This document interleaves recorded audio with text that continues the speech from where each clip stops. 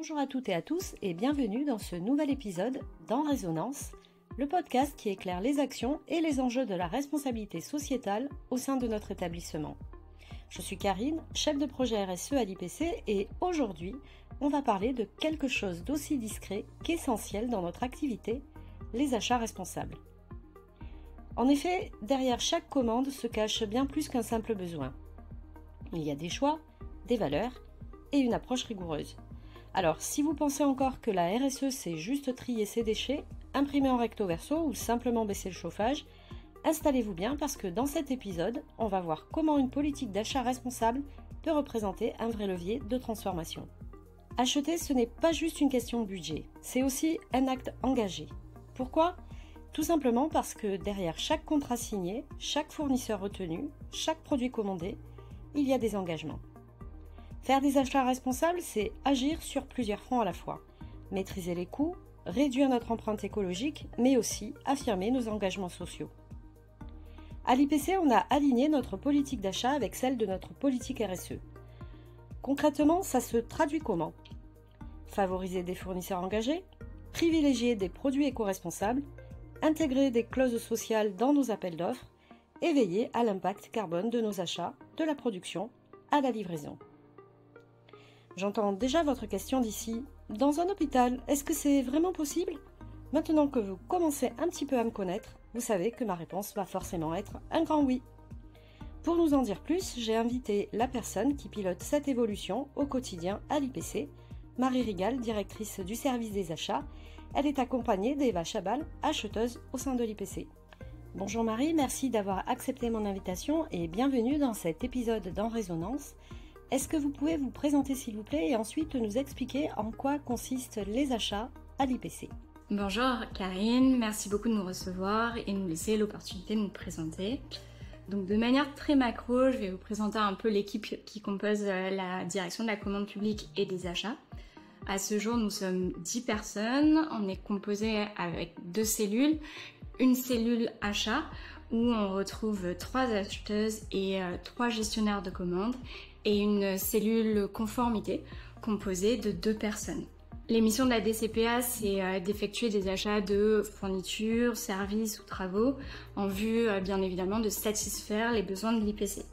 L'objectif premier, c'est de contribuer à la performance des achats sur le plan qualitatif, économique, juridique, mais aussi environnemental, qui, je pense, vous intéresse aujourd'hui. Autrement dit, donc, l'achat, et plus précisément l'acheteur, il est au centre de la relation avec différents intervenants, qui vont être à la fois la direction des finances, les fournisseurs, les utilisateurs, mais aussi et surtout, et nous c'est vraiment ce qui nous intéresse, c'est le prescripteur, c'est-à-dire celui qui va venir définir ou encore prescrire son besoin. Ok, alors maintenant nous aimerions en savoir plus sur l'idée de politique des achats et la notion de responsabilité dans votre service ou dans les départements.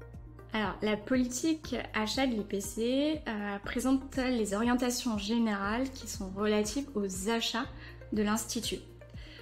Pour le dire autrement, elle permet de fixer les objectifs à long terme et par corollaire, suppose que l'acheteur en fait intègre dans ses consultations les objectifs de cette politique. Alors, maintenant, de façon plus précise, notre politique achat a été construite autour de 6 axes. Le premier, c'est améliorer la performance économique des achats, bien évidemment. Donc, ça induit un suivi financier, une optimisation des processus achat et approvisionnement, une amélioration de la relation fournisseur. C'est ici que quelques exemples. Le deuxième axe, c'est soutenir l'accélération de l'innovation à travers les achats. Donc, comment ça se matérialise avec des essais de matériel innovant ou tout autre élément. Le troisième axe, c'est maîtriser le risque juridique, c'est-à-dire avoir une couverture contractuelle adéquate. Le quatrième, c'est structurer et promouvoir la fonction achat en rendant effectif une gouvernance à travers notamment des comités achats qu'on souhaite développer de plus en plus. Le cinquième axe, c'est améliorer le service aux patients et aux prescripteurs de l'établissement. Alors, je précise, quand je présente le premier axe, ça ne veut pas dire qu'il est prioritaire par rapport aux autres. Je tiens quand même à le préciser, parce que le service aux patients et aux prescripteurs de l'établissement, c'est pas parce qu'il y a un cinquième axe qu'on considère que c'est pas prioritaire. Et donc, de manière plus précise ici, c'est évaluer le juste besoin, prendre en compte les observations des utilisateurs ou encore favoriser leur participation. Et enfin, notre dernier axe, c'est satisfaire aux préoccupations sociétales et environnementales en contribuant à la mise en œuvre de la politique de développement durable de l'IPC. Mais là-dessus, je pense que vous en savez plus que moi. Vous qui travaillez au quotidien sur les achats de l'IPC, comment cette notion d'achat responsable a-t-elle été intégrée dans votre pratique ? Alors, de façon très concrète, à ce jour, cela se met en place de deux manières. Soit via des critères de notation, c'est-à-dire lorsqu'on va lancer un appel d'offres, on va avoir un critère qui va permettre de faire référence aux aspects développement durable. On a aussi une deuxième manière, c'est des clauses qui sont intégrées, cette fois-ci intégrées dans le contrat. C'est un peu différent du critère de notation parce que la logique du critère de notation, c'est ce qui permet en fait d'attribuer le marché et de sélectionner le prestataire, le fournisseur. Dans les clauses intégrées dans les contrats, ça signifie que derrière, le fournisseur, tout au long de l'exécution de son contrat, doit respecter ces conditions-là. Après, pour aller un peu plus loin, à titre d'information, pour l'année 2025, 66% de nos consultations de l'IPC contenaient soit un critère, soit une clause environnementale, contre 50% pour l'année 2024. Donc on voit qu'il y a une évolution et on souhaite bien évidemment aller encore plus loin. Dans nos pistes justement pour aller plus loin, on souhaite déployer d'autres actions en lien avec la prescripteur, mais également avec d'autres directions, et on pense notamment au volet RH, parce qu'on aimerait bien promouvoir les achats solidaires en augmentant la part des achats auprès des secteurs adaptés et protégés ou encore d'insertion. Il y a un volet assumer la responsabilité sociétale dans le suivi des fournisseurs, sensibiliser les fournisseurs sur leurs responsabilités, prendre en compte les aspects de développement durable tout au long du cycle de la vie, et enfin, faire plus de place aux reconditionnés. Concrètement, Eva, vous pouvez nous donner un exemple d'achat responsable récent à l'IPC ? Bonjour Karine, l'exemple le plus récent que je peux vous citer concerne le remplacement de l'un de nos groupes d'eau glacée. Il s'agit de travaux sur le réseau d'eau de l'Institut pour lesquels nous avons signé courant avril un contrat avec un prestataire spécialisé dans les projets d'efficacité énergétique. L'objectif de l'opération est de réduire significativement notre consommation de gaz en intervenant notamment sur le circuit d'eau chaude sanitaire. En plus de la réduction de notre consommation de gaz et donc de notre empreinte carbone, c'est une opération qui s'inscrit complètement dans l'attendu de performance économique de l'achat, puisque cette opération de près d'1,3 million sera totalement financée par le dispositif des certificats d'économie d'énergie, et ce en raison des objectifs de réduction de notre consommation qui ont été fixés. C'est super. Et côté fournisseur, comment ça se passe ? Est-ce qu'il y a de l'adhésion dans cette démarche ? Pour le moment, la démarche de recueil des données côté fournisseur est en cours de structuration, mais nous avons déjà plusieurs prestataires qui mettent en avant leur politique d'entreprise. Cela se retrouve dans des domaines très divers, que ce soit avec notre prestataire de sécurité qui est titulaire du label engagé RSE confirmé, ou bien l'un de nos fournisseurs de dispositifs médicaux stériles qui poursuit le programme 2030 de l'ONU avec le déploiement de plusieurs objectifs de développement durable développés par l'organisation internationale, ou encore avec notre prestataire de blanchisserie qui a été classé par EcoVadis dans le top 1% des entreprises auditées au regard des actions RSE qu'il a mis en place. En conclusion, nous avons un grand nombre de prestataires qui adhèrent à cette démarche et qui l'ont intégrée dans leur modèle de gouvernance, donc cela va bien au-delà de ce qui peut être prévu contractuellement. Merci Marie et Eva pour ces éclairages et ce partage vraiment très concret. Désormais, nous comprenons mieux la philosophie derrière la politique d'achat de l'IPC. Mettre en œuvre une politique d'achat responsable, c'est aussi revoir nos critères de sélection. Fini l'époque où le choix se faisait uniquement sur le critère du prix le plus bas ou, comme on le dit dans le jargon juridique, sur celui du moins 10 ans. Aujourd'hui, à l'IPC, on regarde au-delà du prix.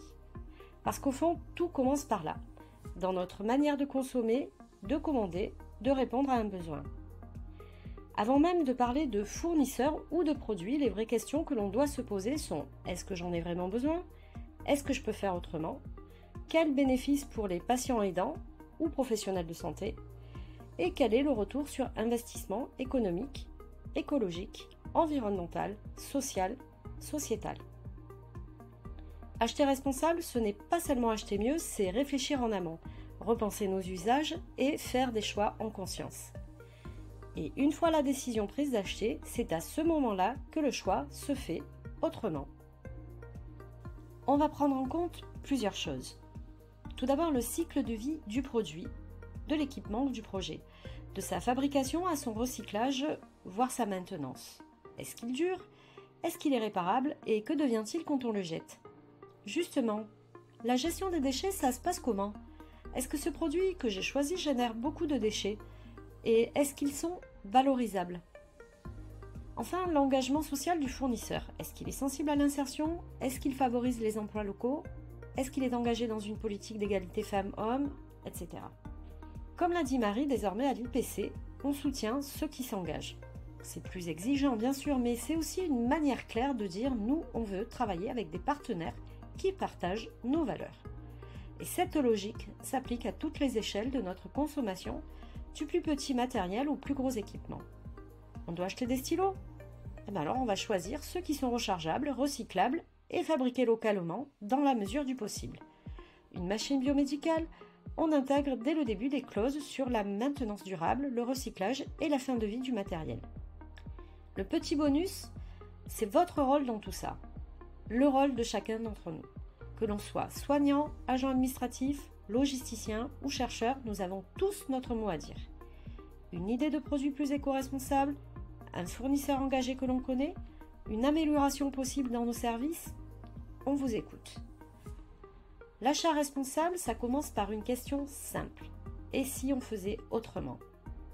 Et à l'IPC, on pense que se poser quotidiennement ce genre de questions, c'est déjà une première victoire. Parce que l'achat responsable, ce n'est pas seulement l'affaire du service achat, non, c'est plutôt une dynamique collective.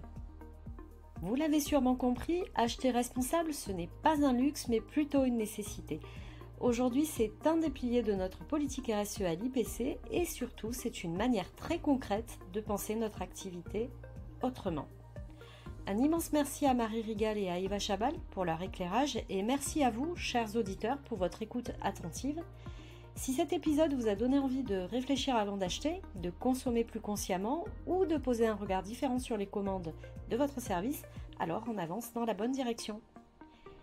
Vous avez une idée de sujet RSE à explorer, une question, une anecdote liée à un achat éco-responsable dans votre unité ? N'hésitez pas à nous écrire à contact-ipc@ipc.unicancer.fr. Vos retours nous inspirent toujours.